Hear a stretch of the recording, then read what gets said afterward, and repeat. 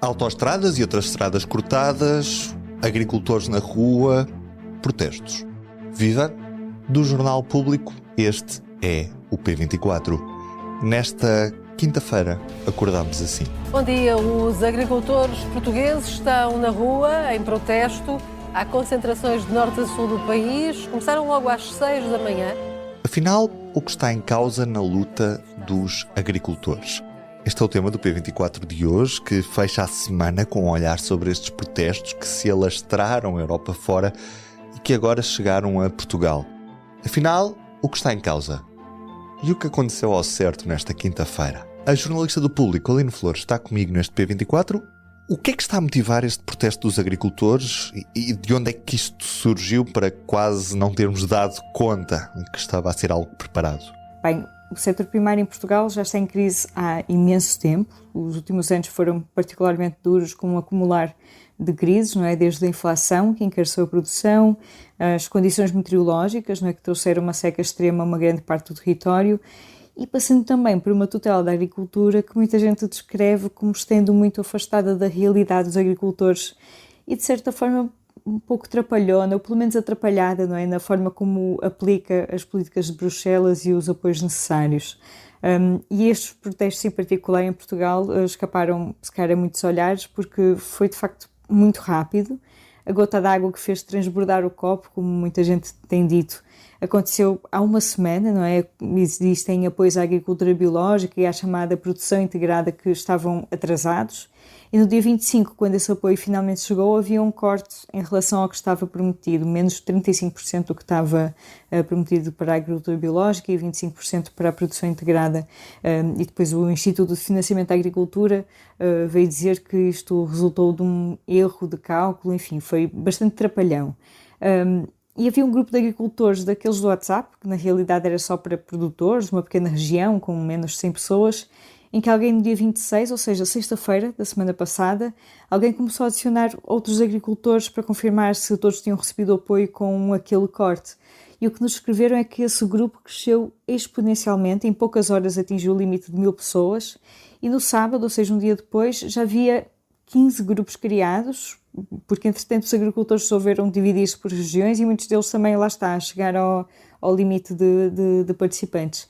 E muitas destas pessoas serão estas da agricultura biológica, não é? Que é uma forma de produção que não é vista como tão competitiva e os apoios são importantes, e muitas delas estão neste momento, ou estavam desesperadas, não é? A ter que vender rebanhos porque não tinham como pagar as dívidas, não é? Por não terem recebido aquele valor completo.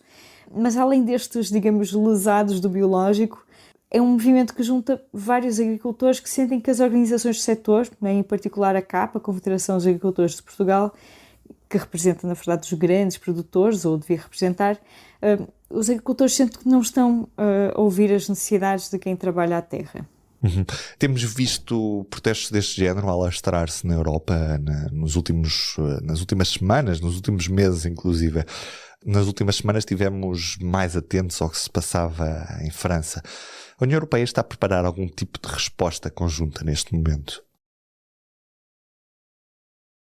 Pois, em França estas foram semanas realmente muito complicadas. A situação só parece ter-se resolvido agora na quinta-feira porque houve imensas cedências do governo francês.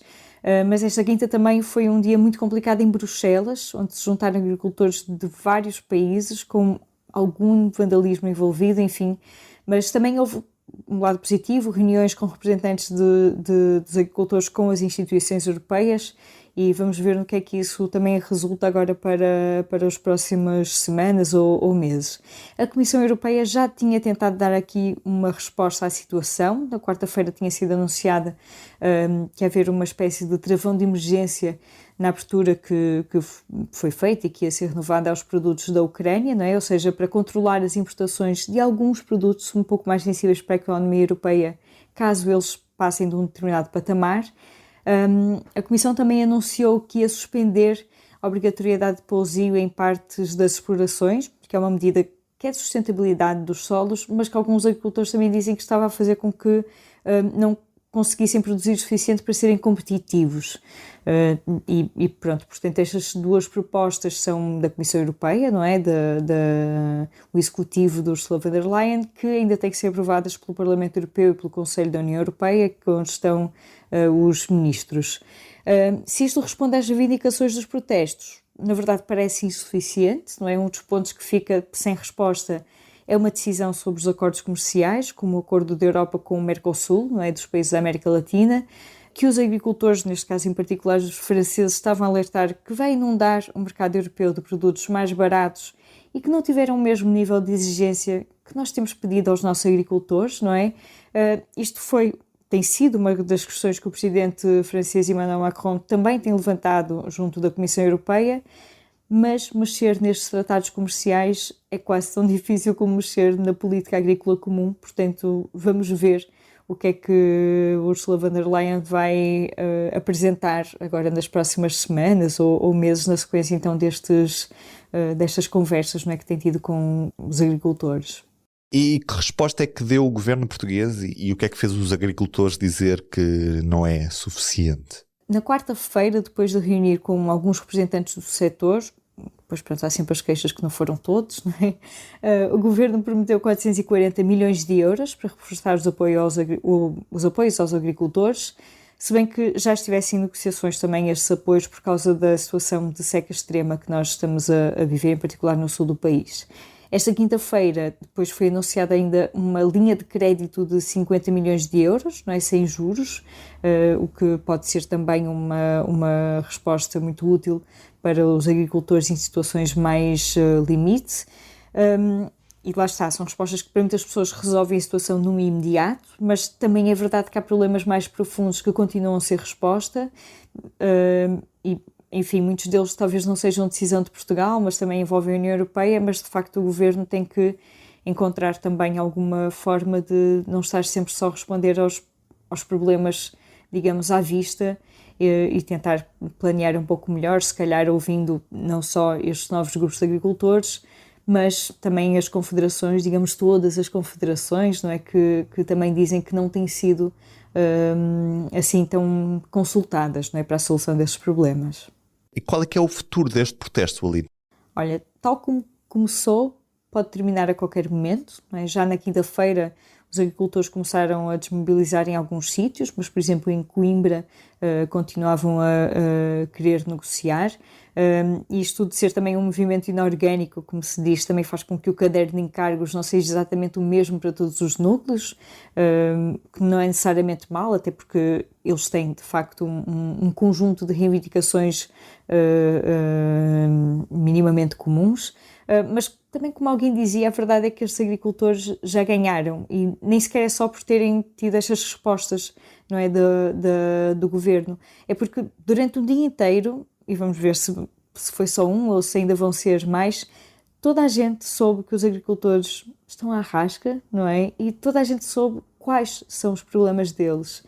E o poder destas imagens, não é, dos tratores a atravessar pontes e a atrapalhar as autoestradas, eu imagino que se vai manter na mente dos governantes e já agora dos partidos, não é? Portanto, o grande desafio agora é ver como é que os partidos vão acolher essas reivindicações, vão ouvir os agricultores, não é? Todos, não é, de agricultores mais diversos do que só os que habitualmente são ouvidos, e ver se finalmente conseguimos resolver os problemas estruturais, não é, do nosso setor agrícola. A acompanhar estas mobilizações esteve a jornalista do Público, Teresa Serafim. Teresa, viva! Bom dia! O que é que viste nesta quinta-feira? Esta quinta-feira, em vários locais do país, desde Mogadouro, Vilar Formoso, Coimbra, Elvas e Vila Verde de Ficalho, vários agricultores estiveram em protesto, que foi mobilizado pelo Movimento Cívico de Agricultores, que se diz apartidário e que convocou os agricultores sobretudo através do WhatsApp. Uma das grandes reivindicações dos agricultores que participaram nos protestos foi o corte de apoios comunitários ligados à produção biológica integrada e ainda referentes ao ano 2023.